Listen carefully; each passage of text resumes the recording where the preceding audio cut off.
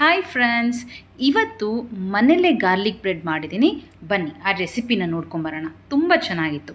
Okay, ಮೊದಲಿಗೆ ಬಾಣಲಿಗೆ ಎಣ್ಣೆ ಹಾಕಿ ನಿಮಗೆ ಬೇಕಾಗಿರುವಷ್ಟು ಬೆಳ್ಳುಳ್ಳಿನ ನೀಟಾಗಿ ಸಿಪ್ಪೆ ಸುಲ್ಕೊಂಡು ಎಣ್ಣೆಯಲ್ಲಿ ಸ್ವಲ್ಪ ಈ ರೀತಿ ಕೆಂಪಗಾಗೋವರೆಗೂ ಫ್ರೈ ಮಾಡ್ಕೊಳ್ಳಿ.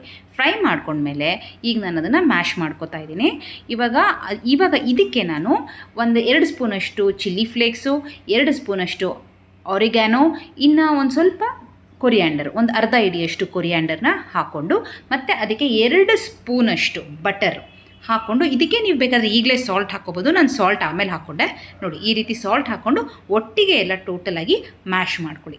ಈ ಮ್ಯಾಶ್ ಮಾಡ್ಕೊಂಡಿರೋ ಮಿಕ್ಸ್ಚರ್ನ ಈ ರೀತಿ ಬ್ರೆಡ್ಡಿಗೆ ಎಲ್ಲ ಅಪ್ಲೈ ಮಾಡಿಕೊಂಡು, ಅದ್ರ ಮೇಲೆ ಚೀಸ್, ನಾನು ಅಮೂಲ್ ಶ್ರೆಡೆಡ್ ಮೊಜರೆಲ್ಲಾ ಚೀಸ್ನ ಯೂಸ್ ಮಾಡಿದ್ದೀನಿ. ಯೂಸ್ ಮಾಡಿಕೊಂಡು ತವಾಗ ಒಂದು ಸ್ವಲ್ಪ ಬೆಣ್ಣೆ ಹಚ್ಚಿ ನೀವು 2 ಕಡೆ ನೀಟಾಗಿ ಬ್ರೆಡ್ನ ಟೋಸ್ಟ್ ಮಾಡ್ಕೊಳ್ಳಿ.